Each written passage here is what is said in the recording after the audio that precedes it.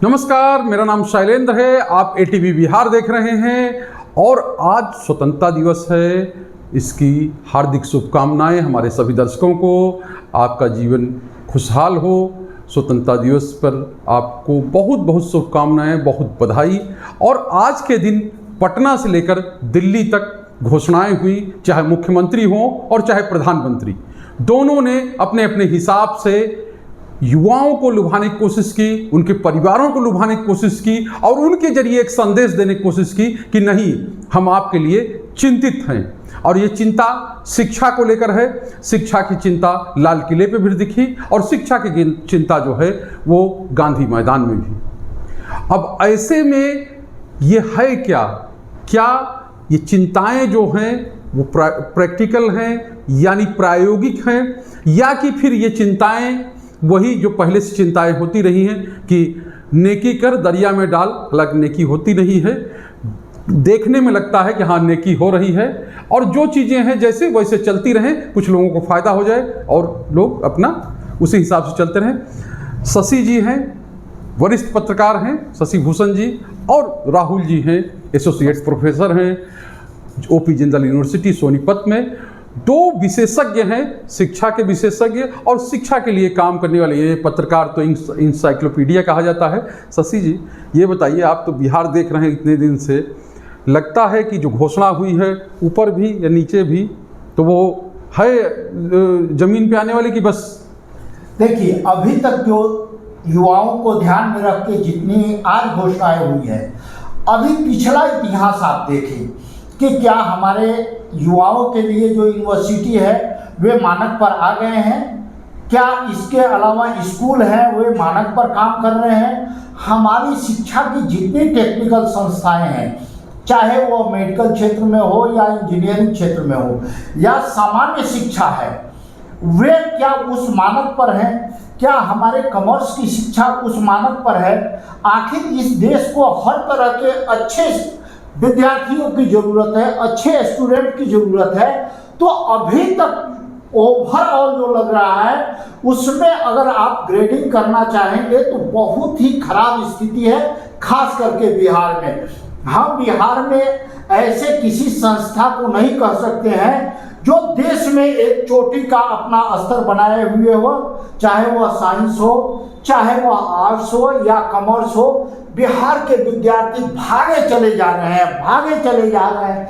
इतनी भूख है पढ़ाई की। इस बीच अगर सरकार की यह घोषणा आई है तो यह घोषणा सुकून देने वाली तो जरूर है, लेकिन अभी जमीन पर कुछ नहीं दिख रहा है कि यह घोषणा कैसे अमल में बदलेगी, अमल में कैसे आएगी।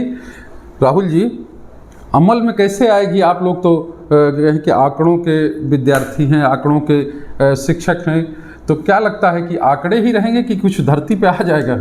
नहीं, मुझे ऐसा लगता है कि जो भी अनाउंसमेंट है, जैसे उदाहरण के लिए आप स्टूडेंट ग्रीवांस पोर्टल को देखें तो हमें इसको एक मैं काफ़ी आशावादी हूँ इस एफर्ट से, और मुझे ऐसा लगता है कि इससे हमें ग्राउंड पे हम लोग उसको बोलते हैं bottom up approach. So bottom up approach से हमारे पास डेटा आ सकता है, डेटा आएगा कि ग्रीवांसेस क्या हैं, क्या इश्यूज आ रहे हैं, क्या चैलेंजेस आ रहे हैं, और फिर उसको एड्रेस करने के लिए निश्चित रूप से जैसे जो एक टाइमलाइन बनाया गया है और फर्दर उस और भी उसको ब्रॉडर लेवल पे उसको एड्रेस करने के लिए पॉलिसी प्रोग्राम्स में चेंजेस किए जा सकते हैं। ये जो नॉर्मली रिसर्च में कभी भी किसी प्रॉब्लम आइडेंटिफिकेशन के लिए इस तरह से काम किए जाते हैं स्ट्रेटजिकली, तो मुझे लगता है कि थोड़ा आशावादी होकर हम लोग को सोचना चाहिए और इसके आउटकम को देखना चाहिए, आगे कैसा रहता है, क्या होता है। अच्छा, कैसा रहता है, क्या होता है? शशि जी, आप देखते हैं कि सहयोग पोर्टल चलता है, जनता के दरबार में मुख्यमंत्री हैं, समस्याएं खत्म ही नहीं होती, जितने लोग अंदर जाते हैं उसके दोगुना लोग बाहर रहते हैं, तो कोई वही स्थिति तो नहीं है? देखिए, सरकार ने तो जरूर घोषणा कर दी है कि विद्यार्थी सहयोग पोर्टल, और इस पर जो समस्या आएगी उसका 30 दिनों में समाधान होगा। 17 अगस्त से, आज से 2 दिन बाद यह शिकायत पोर्टल शुरू हो जाएगा। तो अगर शिकायत पोर्टल शुरू हो जाएगा, अभी जो वर्तमान स्थिति है, क्या इसको सरकार ने कभी आकलन किया है? शैलेंद्र जी, आपको बहुत ताज़ा उदाहरण मैं बता दूं पिछले कैबिनेट में सरकार ने अपने 12 मेडिकल कॉलेजों को प्राइवेट हाथों में देने की घोषणा कर दी है। और आश्चर्य तो ये है कि 4 ऐसे मेडिकल कॉलेज हैं जो सरकार ऑलरेडी चला रही है। जैसे पूर्णिया का मेडिकल कॉलेज, वहाँ एडमिशन हो रहा है। आपका Vardhman VIMS medical college Pawapuri का है, रहुई का डेंटल कॉलेज है। तो ये सारे मेडिकल कॉलेज चल रहे थे। अब वहाँ के छात्रों की समस्या, अब बताइए, जब आप प्राइवेट हाथ में देंगे तो वहाँ के छात्रों की स्थिति क्या होगी। अभी वर्तमान बिहार में जो शैक्षणिक व्यवस्था है, वह चाहे इंजीनियरिंग कॉलेज का देखिए, आज वहाँ सारी सीटें, आपके बिहार में जितने सरकारी मेडिकल कॉलेज नहीं है, एक दौर था जब विद्यार्थियों का एडमिशन नहीं होता था। आज सीटें खाली रह जा रही हैं। आखिर वे सीटें क्यों खाली रह रही हैं? विद्यार्थी क्यों नहीं वहाँ जा रहे हैं? इसके अलावा आप आइए, आपके ITI, आपकी पॉलिटेक्निक, आपके मेडिकल कॉलेज, आपके पारा मेडिकल, आपकी नर्सिंग, आपके फार्मासिस्ट, कहीं टीचर नहीं है।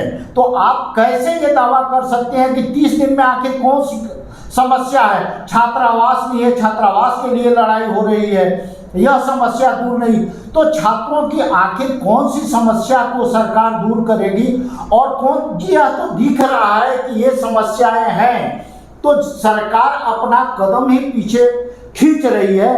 तो किस तरह की और समस्याएं, मतलब इसको ये कह सकते हैं कि समस्या दिख रही है लेकिन पोर्टल बन रहा है, शिकायत भी ले रहे हैं, सहयोग पोर्टल भी लिया है। और अधिकारी जो हैं वो डाटा एकदम इतना अच्छा डाटा सरकार को या मुख्यमंत्री को प्रस्तुत कर देंगे, जो अभी तक होते रहा है कि हमने ये किया, हमने वो किया।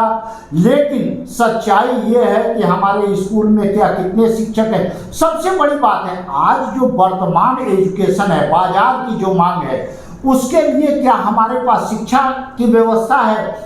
आप कह रहे हैं कि हम जितने सरस्वती विद्या मंदिर हैं, यानी हर प्रखंड में एक विद्यालय को आपने मॉडल विद्यालय बना दिया है।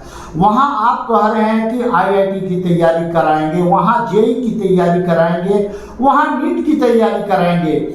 आप दिल पर हाथ रख के बताइए, जो प्रोफेशनल टीचर IIT, JEE या नीट की तैयारी कराते हैं, क्या वैसे शिक्षक उन विद्यालयों में देते हैं? या आप बताइए, IAS की जो तैयारी करने की बात है, उसके लिए भी सरकार यहाँ 50,000 रुपया, 1 लाख रुपया प्रीलिम्स करने के बाद देती है।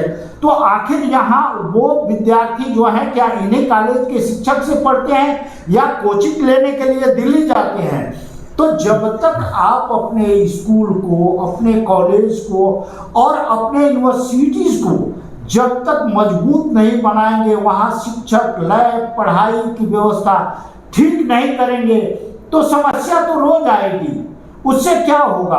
पढ़ाई होगा। आप अब कह रहे पुलिसिंग कर देंगे महिला स्कूल के पास। अरे पहले पढ़ाई ठीक कीजिए, तब पुलिसिंग तो होगी, उसकी भी आवश्यकता है, वो भी कीजिए। लेकिन कैंपस के अंदर कैंपस तो बना दीजिए, कम से कम कैंपस बना दीजिए। देखिए, एक घटना मैं बताता हूँ। जिस दिन ये मॉडल स्कूल की बात आपने की, मैं शिक्षा मंत्री के क्षेत्र में था और संयोग से एक मॉडल स्कूल में पुताई हो रही थी, जो कहते हैं ना पोचाड़ा, अपने यहाँ पोचाड़ा हो रहा था। तो हम बड़ा हमको वो लगा, अच्छा कि पोचाड़ा हो रहा है, चलते वहाँ पूछ लेते हैं कि क्या हो रहा है। तो वहाँ गए तो उन लोगों ने, वहाँ जो हेड मास्टर थे वो थे वहाँ पर। हमने पूछा, भाई ये कलर जो बदला जा रहा है, इतना पुराना स्कूल है, बड़ा पुराना स्कूल है वो, तो कलर आप बदल दे रहे हैं? तो हाँ, अभी बदलेगा, 10-12 दिन लगेगा, सब ठीक हो जाएगा। हमने कहा पढ़ाई की क्या व्यवस्था? तो टीचर तो नहीं है, टीचर का रिक्विजिशन चला गया है।